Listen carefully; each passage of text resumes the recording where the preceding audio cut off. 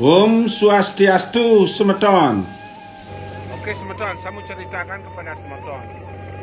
Apapun yang saya ungkap di dalam video-video saya, baik di FB, Facebook, maupun di TikTok, YouTube, semuanya itu berdasarkan pembuktian Semeton. Enggak mengarang-arang atau membaca buku diungkapkan, enggak ada. 2016 sudah berpikir kok begini keadaannya sekarang energinya, karena saya tuh badan saya tuh bisa merasakan energi buruk, energi baik, orang bengkung, orang gimana, kita bisa merasakannya. Jadinya saya dari tahun 2016 sudah merasakan kekuatan bumi itu sudah menurun. Mau nggak mau, setiap tahun terus berubah Semeton. Berubah terus semakin parah. Nah semakin parah ini deh energinya yang saya pikir. Kalau saya nggak ungkapkan, kalau nggak saya katakan, akan tambah parah. Parah ke depannya Semeton. Itu yang saya sampaikan. Nah, kemarin 2 tahun yang lalu saya sudah disampaikan steril tempat sucinya agar ada kekuatan dewa masuk melindungi umat manusia. Saya pikir dari luar bisa gitu, tak suruh pengayah sisya semua dari luar, ternyata tembus juga energi buruknya ke dalam semua. Nah, pada saat tanggal 11 April pada tanggal 11 Oktober tuh Odalan tanggal 13 Oktober di Puradalam Madura. Saya ke Madura dari sini bawa mobil, sewa mobil, sopirnya 2 orang ngemubu bayi, belum ngajak pengayah 1 aja juga masih ngemubu bayi. Kurang kali sudah dibersihkan tapi dia tetap kotor. Terus dalam perjalanan saya kepingin kenceng itu di Pertamina, turun goyang tanahnya Semeton, goyang, loh kok gini pikiran saya. Terus lagi sampai baru nyampe di Ketapang, kita mau kenceng gitu, cari WC, goyang juga tanahnya, bingung kita. Ya itu sampai kita di Pura, sampai di Pura tuh baru kita masuk Semeton. Tahu Semeton toge? Toge kalau bertumbuh kan kepala-kepalanya begitu dah tanah di tempat suci itu keluar ulatnya dari bawah yang tidak bisa dilihat Semeton. Inilah yang akan terjadi mayat hidup Semeton.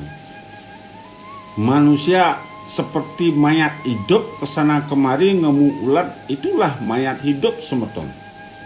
Om Swastiastu Semeton, saya mau bercerita tentang mayat hidup.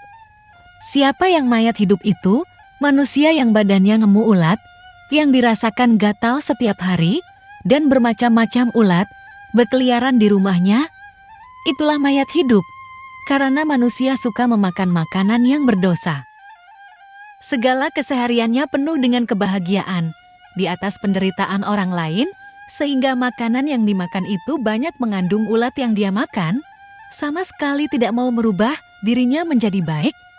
Agar bisa melewati pengeleburan ini, maka kakinya terasa tebal, kentalan. Manusia hidup, tapi tidak merasakan energi bumi, tidak merasakan sakitnya yang dia derita, sedang menyerangnya. Yang penting happy, yang penting dapat. Apapun kesusahannya akan sirna kalau happy-happy. Itulah energi tubuhnya mengundang bencana. Manusia badannya sudah ngemu ulat, itulah mayat hidup, membakti ke Mumai, tidak mau dari Jaba, penangkilannya, harus ring mandala utama, jadinya yang nangkil ke pura mengotori tempat suci, Linggi Ide Betara. Reret, begitu bencana besar menimpa, dewa tidak bisa melinggih, melindunginya. Di zaman pengeleburan ini, para pemangku saja yang berwenang naik turun, di Mandala Ning Utama, para pemedat cukup nangkil, ring media, lan ring Jaba sisi, supaya energi kutukannya tidak jatuh di tempat suci, sehingga menyebabkan reretnya Linggi Ide Betara. Semua yang saya sampaikan ini berdasarkan titah niskala dan pembuktiannya yang saya pelajari selama ini, pergerakan alam semesta ini yang akan menghancurkan segalanya supaya kejujuran bisa diselamatkan dan yang berbudi luhur sebaiknya dijalani titah niskalanya.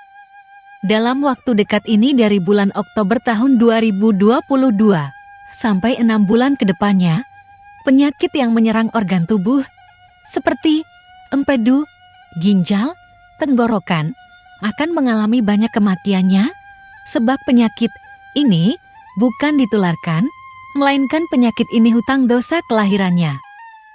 Anak remaja, anak-anak yang masih kecil akan duluan meninggalkan orang tuanya akibat orang tuanya memikul kutukan dosa kelahirannya tanpa mau ditebusin, menyupat panca maha butanya, mengimbangi sang jiwatmanya dengan sang paratma atmanya.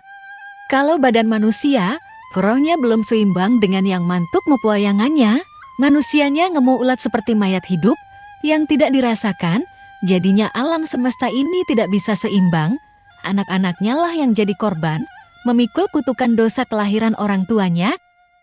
Kematian yang akan terjadi ke depannya tidak akan bisa dicegah, tidak bisa disengker dengan berbagai vaksin, disebabkan dari tahun 2016 sudah diperingatinya, tapi dibenci dinyinyirinnya semua instruksi niskalanya.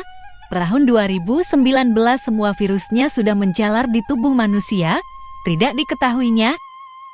Virus yang terdeteksi tahun 2019 namanya COVID-19 bisa divaksin dan bisa diminimalkan kematiannya.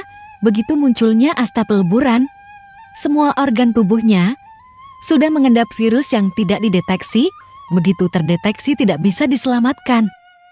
Akhir tahun ini di seluruh dunia banyak akan mengalami kematian anak kesayangannya, sebab penyakit yang mereka derita sudah menular 2 tahun yang lalu, yang tidak bisa dideteksi, dan sekaranglah pemurtiannya, hampir 90% manusia yang terdeteksi, kecil kemungkinan bisa diselamatkan.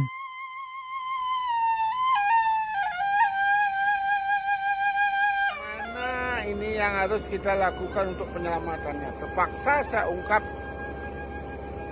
kejujuran titah sebenarnya bagi yang sudah biasa mati teatro kamu main sambil heling, sambil melalui, hanya membawa penjatian membati kamu main, membawa energi kutukan ke tempat suci, jadinya jatuh di sana mengotori tempat suci. Dewa sama sekali tidak akan bisa turun di saat bencana dahsyat datang. Sebenarnya kita sucikan tempat suci itu. Sebenarnya kita sucikan tempat suci itu steril kan. Begitu bencana besar datang, dewanya bisa langsung melinggih di tempat suci kita, langsung bisa menyelamatkan kita.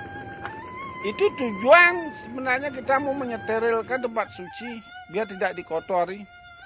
Begitu saya sampaikan kepada semeton, walaupun semeton tidak terima mendengar titah sejujurnya itu terserah semeton. Suksma.